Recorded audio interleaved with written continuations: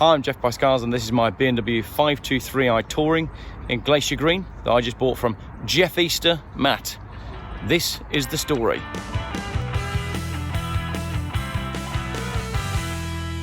It's beginning to look a lot. It's not Christmas yet. It's not Christmas until Michael Bublé says it's Christmas, whether there's a tree up or not. Anyway, been on a train today. I'm currently at Reading, same thing, and going off to see Matt, who texted me today saying, do you want me to pick you up in the Mora E38 or the Alpina?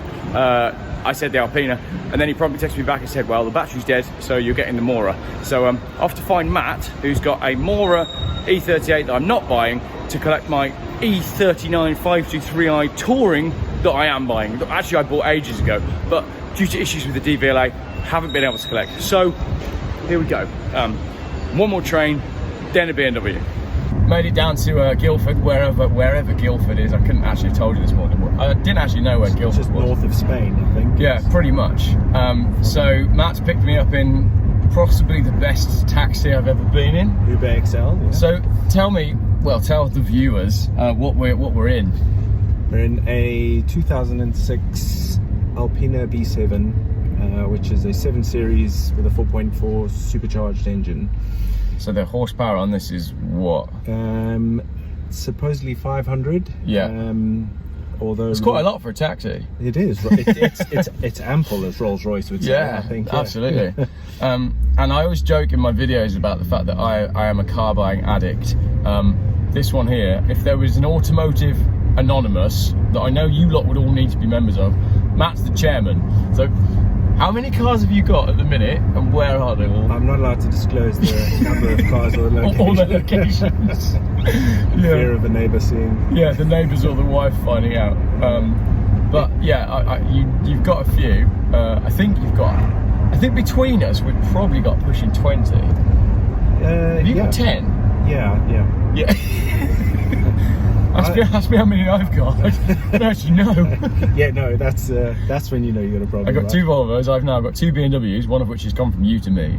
I've got 2 Mercedes. I've got like matching sets. CLK, which you're trying to have off me.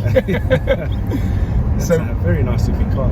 It is a nice looking car. Fingers crossed the gearbox is going to be all good. So tell me how you ended up with this car then. You said there was a bit of a story. Yeah, so a good friend of mine, Martin Sheila. Can I be annoying? Get you pop your window up. Yeah. Thank you. We decided earlier this year, way back in the beginning of this year, we wanted to do one of these arranged trips which goes to the Alps. Somewhere down to the Alps and back, and you go on like a convoy with a whole load of other cars. Yeah. And we wanted to find a car that would work for us, and we're both mega 7 Series fans. That's how we met. Yeah. We weren't really sure. I think he's Jeff Easter actually. I recognise that name. Yeah. And we both got 8 Series, but we're both over 6'3" and find them a little bit on the small side. So that would have been like the first call. But then we thought actually maybe a 7 Series would be nice. And one day Martin found this on an auction. Yeah. He sent it over. Which auction was it? Like a classic car auction? It's like a London classic car auction. Okay. And it's a Japanese import. Right, okay. And so it's super high spec. I mean, they were anyway, the Alpinas, weren't they? Yeah, I mean, but actually by 7 Series standards, this one doesn't have the massaging seats and things. Yeah. It's not actually a very high spec 7 Series, but it is a nice spec for an Alpina with this wood trim, which I don't think the camera's picking up. Beautiful. I'll just pan around that in a minute. Little Alpina details, but so he discovered it, said let's bid on it. It was like way more expensive than I thought we were going to spend. But we thought we'd take it on the trip, being left-hand drive. It's great, ticks boxes. We'll sell it on the other side. If we lose a bit, great. If if we make a bit, it wasn't a something to flip or anything. And anyway, so we bought it. He had it for a few weeks. I went on holiday. I came back. I had it for a few weeks, and then I started looking at this sort of shared ownership model, and also just how absolutely stunning the car is. When you pulled up at the train station, I mean, you'd said that you were arriving in this, but the road presence of this car was so much stronger than I expected. I wasn't ready for what it was. It's such a cool looking thing.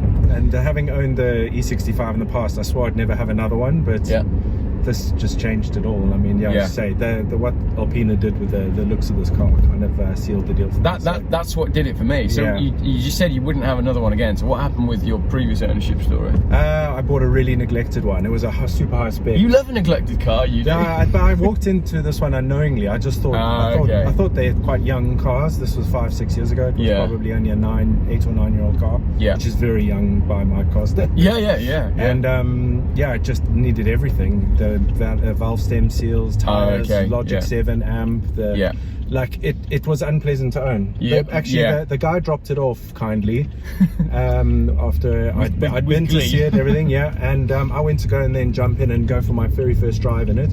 And couldn't find any drive gears at all. So that's how the ownership of that car started, and it carried on the same. Okay.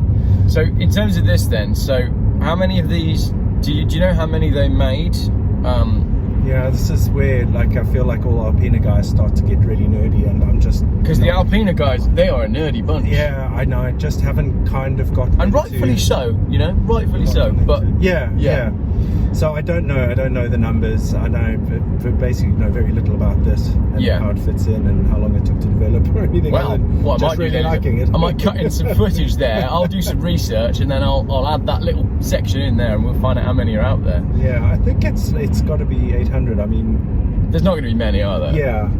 I mean, I think the price tag on these is quite eye-watering when they were new. Have you ever purchased a brochure off of eBay to find out? I have an original brochure actually. Yeah. So I should have a little look. What do you think is like 100 grand, something like that? Yeah, north of 100 grand. Yeah, I'd imagine. It's never really something that factors in well when I look at used cars and what their original price was. It's what they are now. Absolutely. But I always find it absolutely fascinating that I was just joking with my brother was just WhatsApping me. He's a car guy as well, and just joking about that blue S-Class that you and I have discussed multiple times.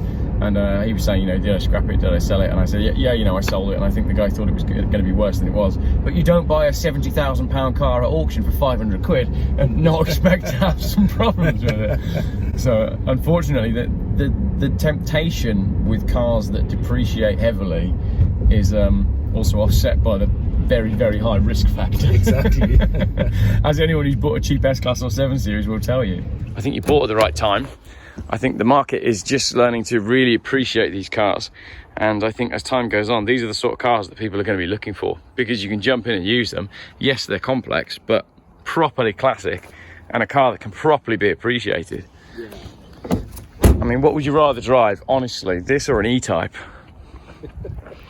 And that's the question that people are asking. You're not old enough for an E-Type, and that is actually case in point. That's what I've been saying. This is why we've got a coming crash in classic car values, because all the people that want E-Types have already got them and are starting to die. Yeah, no, we all want the cars that our fathers and all that have. That's why we want 7s. And exactly. Did your father have an E-Type? Mine didn't. No, he had a really knackered old. Yeah, because he wasn't old enough for an E-Type.